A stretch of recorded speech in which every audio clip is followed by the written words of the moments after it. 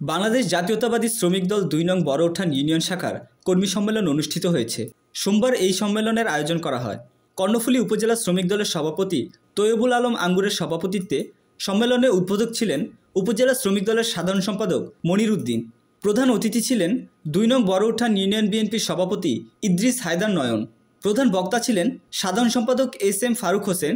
বিশেষ অতিথি ছিলেন কর্ণফুলী উপজেলা যুবদলের সিনিয়র যুগ্ম আহ্বায়ক জাহিদুল ইসলাম শামীম, কর্ণফুলী উপজেলা শ্রমিক দলের সাংগঠনিক সম্পাদক ইলিয়াস কন্ট্রাক্টর, সহসভাপতি নূর হোসেন আরজু, কর্ণফুলী উপজেলা স্বেচ্ছাসেবক দলের সদস্য সচিব দিদারুল আলম দিদার, ২ নং বড়উঠান ইউনিয়ন বিএনপির সাংগঠনিক সম্পাদক আলমগীর বিন হোসেন, কর্ণফুলী উপজেলা ছাত্র দলের সংগঠক সাকাওয়াত হোসেন মিশু, কর্ণফুলী উপজেলা স্বেচ্ছাসেবক দলের সদস্য সচিব দিদারুল আলম দিদার। সম্মেলনের সঞ্চালনা করেন ২ নং বড়উঠান ইউনিয়ন শ্রমিক দলের এসকেন্দার বাবুল।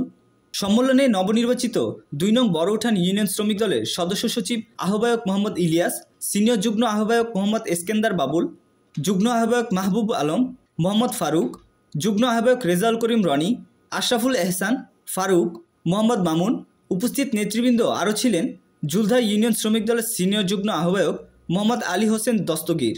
২ নং বড়উঠান ইউনিয়ন শাখার ৫১ সদস্য বিশিষ্ট আহ্বায়ক কমিটির অনুমোদন দেওয়া হয়। ছোট ছোট এলাকায় কিছু আমাদের নিয়ে কমিটি দেবে বলতেছে, বলে যাবেন আমাদের লিডারের আমরা কোনো অর্ডার দিতেছি না, অর্ডার দিতেছে না।